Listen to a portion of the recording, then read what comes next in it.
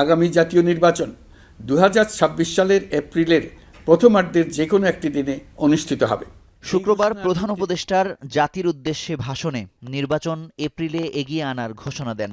এর পরপরই বিভিন্ন রাজনৈতিক দল নির্বাচন নিয়ে প্রতিক্রিয়া ব্যক্ত করে। নির্বাচনের বিস্তারিত রোডম্যাপ প্রদান করবে। রাত 8:30টায় বিএনপির স্থায়ী কমিটির সদস্য সালাউদ্দিন আহমেদ সবার আগে মন্তব্য করেন। গুলশানে তার নিজ বাসভবনে সাংবাদিকদের বলেন, এপ্রিলে নির্বাচনের তারিখ ঘোষণায় জাতির আকাঙ্ক্ষা পূরণ হয়নি। এই বিষয়ে আমাদের প্রতিক্রিয়া হচ্ছে যে জাতির প্রত্যাশা পূরণ হয়নি। তিনি বাংলাদেশের সকল রাজনৈতিক দলের মধ্যে বিএনপি সহ আমাদের সমমনা এবং যুগপৎ আন্দোলনে যারা শরিক ছিলেন তারা সহ গণতান্ত্রিক রাজনৈতিক শক্তিসমূহের অধিকাংশ দল, 50-এরও অধিক দল ডিসেম্বরের মধ্যেই নির্বাচনের দাবি জানিয়ে আসছিলেন দীর্ঘদিন থেকে। তবে প্রধান উপদেষ্টার নির্বাচন অনুষ্ঠানের সময় নিয়ে এক বিবৃতিতে সন্তোষ প্রকাশ করেছেন জামায়াতে ইসলামীর আমির ডাক্তার শফিকুর রহমান। তার এই ঘোষণায় জাতি আশ্বস্ত হয়েছে জানিয়ে একটি অবাধ, সুষ্ঠু নির্বাচন অনুষ্ঠানে প্রয়োজনীয় পদক্ষেপ গ্রহণের আহ্বান জানান তিনি। এ বিষয়ে এনসিপির সদস্য সচিব আখতার হোসেন জানিয়েছেন, জুলাই সনদ ঘোষণার পর নির্বাচনের তারিখ দেয়া হলে জাতির আকাঙ্ক্ষা পূরণ হতো।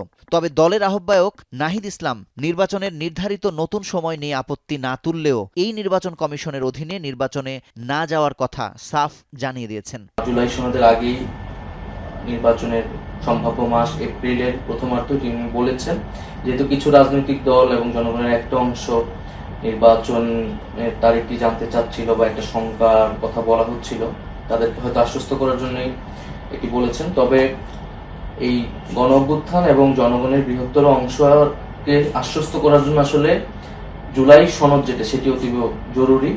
অবশ্যই নির্বাচন আয়োজনের পূর্বেই সংস্কার এবং বিচারকে দৃশ্যমান করতে হবে এবং জাতির প্রত্যাশা মোতাবেক নতুন সংবিধান বাস্তবায়নের জন্য গণপরিষদ নির্বাচনের আয়োজন করতে হবে। জুলাই ঘোষণাপত্র এবং জুলাই সনদ সম্পূর্ণ করে নির্বাচনের সময়সীমার ঘোষণা আসলে জাতির প্রত্যাশা পূরণ হতে বলে আমরা মনে করি। এদিকে এবি পার্টি এপ্রিলে আবহাওয়াজনিত সমস্যার কথা তুলে ধরলেও নির্বাচন নিয়ে সুস্পষ্ট রূপরেখা তুলে ধরায় প্রধান উপদেষ্টাকে ধন্যবাদ দিয়েছেন। ইসলামী আন্দোলন বাংলাদেশও সন্তোষ প্রকাশ করেছে ডক্টর মোহাম্মদ ইউনূসের এই ঘোষণায়।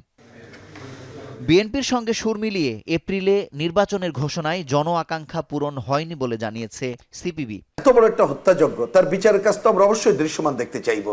তার জন্যই এই বছর ডিসেম্বরেই পর্যাপ্ত সময় সংস্কার, অর্থাৎ নির্বাচন ব্যবস্থা সংস্কারের জন্যে যা যা কাজ করা দরকার সেটা করতে হবে এবং সেটা আমি মনে করি এটা ডিসেম্বরের আগেই খুবই ভালোভাবে সম্পন্ন করা সম্ভব। মুজাহিদ শুভ, এখন ঢাকা। একনল অ্যাডভান্সড হাইজিন সোপ, এবার জীবাণু ধুলাবালি ঘাম ক্লিন বোল্ড।